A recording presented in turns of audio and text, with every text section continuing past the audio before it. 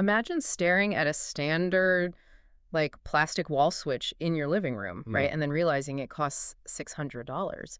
Today, we're looking at a single, heavily camouflaged Bluetooth receiver that acts as a backdoor into this hidden, high-stakes technology empire. Yeah, it's an infrastructure we walk past every single day, just completely oblivious to the massive data routing happening right behind the drywall. Okay, let's unpack this. Our source today is an e-commerce page from a vendor called HDTVSupply. And they've been around for like 25 years, but we aren't looking at, consumer gadgets here. We're looking at their Turtle AV Dante Bluetooth wall plate. Right. It comes in black, fits in a standard US one-gang wall box. It basically looks like a regular light switch with the Bluetooth logo on it. Exactly. But the price tag is $599. Yeah, that's steep. I mean, I'm sorry, even for commercial gear, paying $600 for a Bluetooth receiver feels like, extortion. Yeah, it does sound like a lot. Right. It's like paying sports car prices for a golf cart.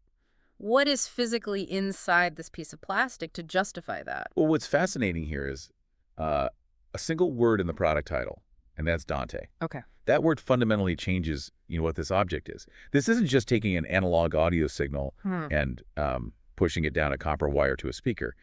Dante is an audio over IP network protocol. Meaning it runs on internet cables. Standard Ethernet, exactly. So Dante takes physical sound, it chops it up into tiny digital data packets, and sends it across a local network with virtually zero latency. Oh, wow. So it's not even audio anymore. It's just pure data. Right. You don't need miles of bulky analog audio cables anymore. So this little wall plate, it's not a receiver. It's a heavy-duty IT enterprise node. I see. Yeah, it's translating radio waves into network data. Wait, so if this $600 plate is just the entry point, dumping data packets onto a network, where is the signal actually going? Like, who is sorting all this out? Well, that leads us to the rest of the store's catalog, which is honestly staggering. They're selling these Wolfpack modular matrix switchers. Okay, and what do those do? Well, these things are capable of routing video and audio to 160 TVs simultaneously. Plus, they have these 10x1 video wall processors. My brain hurts just thinking about managing, 4 inputs on my home TV, let alone 160. So what does this all mean for the poor person trying to manage 160 screens at once?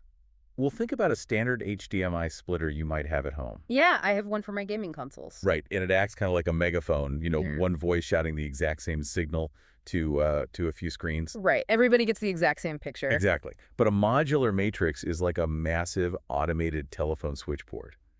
Any single input can be instantly routed to any specific combination of outputs in real time without crossing wires. So you could have game A on screen 1, game B on screen 2, and change it instantly. Instantly, yes. And looking at the catalog, the physical equipment isn't even doing the heavy lifting, is it? Not exactly, no. The hardware is, well, it's useless without a unified command center. That's why the catalog is packed with control solutions. Like what? You've got WolfPad tablet control systems, free Windows 11 software, web GUIs. Oh, I see. So it's all software driven. Yeah, because the hardware is basically just an illusion at this level. Yeah. The physical screens and switchers are, just dumb terminals. Right. The entire operation is actually a massive IT software network disguising itself as television. Wow. Yeah, one person with a single tablet commands the whole building. Which explains why the targets for these systems are so specific. The sources highlight 2 main buyers snapping up these massive networks. First is sports bar TV systems featuring built-in DirecTV app integration. Right, huge market. And the second is government purchasing. We're talking federal GSA schedules, TAA-approved items, the NASA SUSI program. Serious business.